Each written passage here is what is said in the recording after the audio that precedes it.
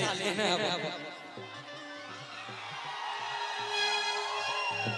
अब बताओ अब अच्छा दूगो बराबर की माय लागे छै हम वही से अलग छी एकने रंग के बेचारी दूगो हमरा साली रहे ठीक छै आ साली दादा घर वाली होय छै भैया बिल्कुल बिल्कुल ई बात तोरा से बेसी के जाने त हमरा तो कियो नहीं नहीं जे साली छियै अभी भौजी तो जी कोन भौजी अंदर में छै ना काल कहे तब गाना निकल रहे पर कि यहाँ दिखाइए एक बार खड़े हो जाते हैं सर एक बार कोड दीजिए ना आहोरमा बररे जतन से आरे साली के पटली हो आरे की साली के पटली हो से हो साली के सरूले आहोरमा बररे जतन से साली के पटली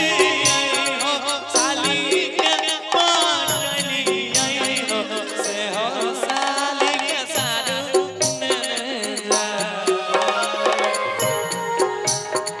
हमर जान के सरूले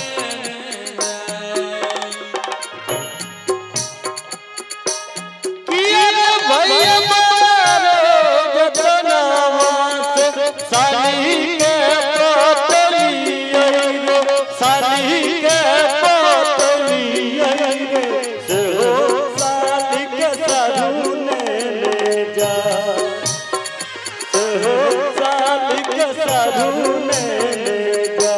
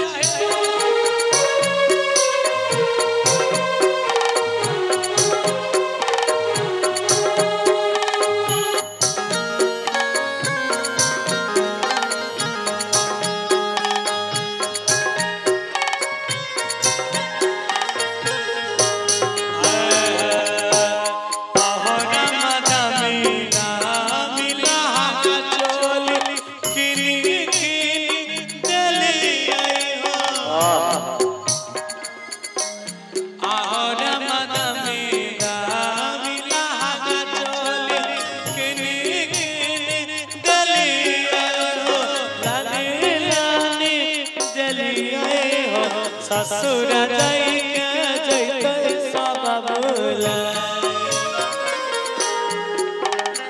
से हो साली के सरू में जाए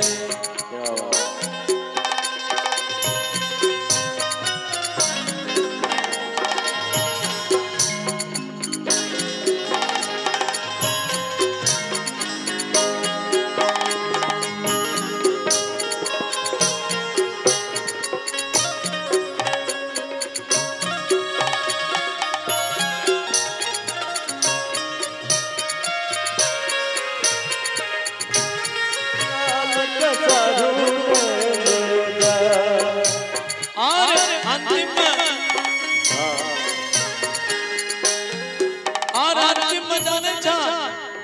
कि हमर सब करल धरल बेकार भए गेल कहै छै लड़का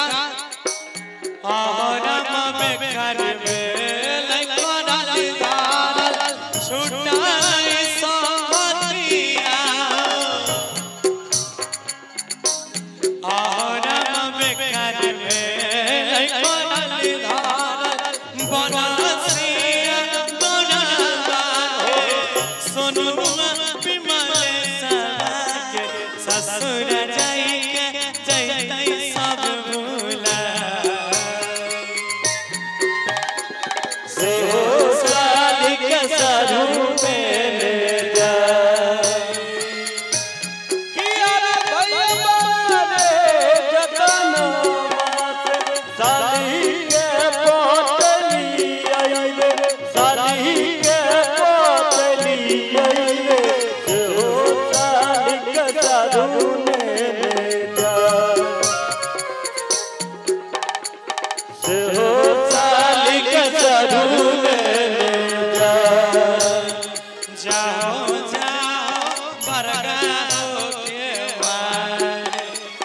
से हो साली का साधु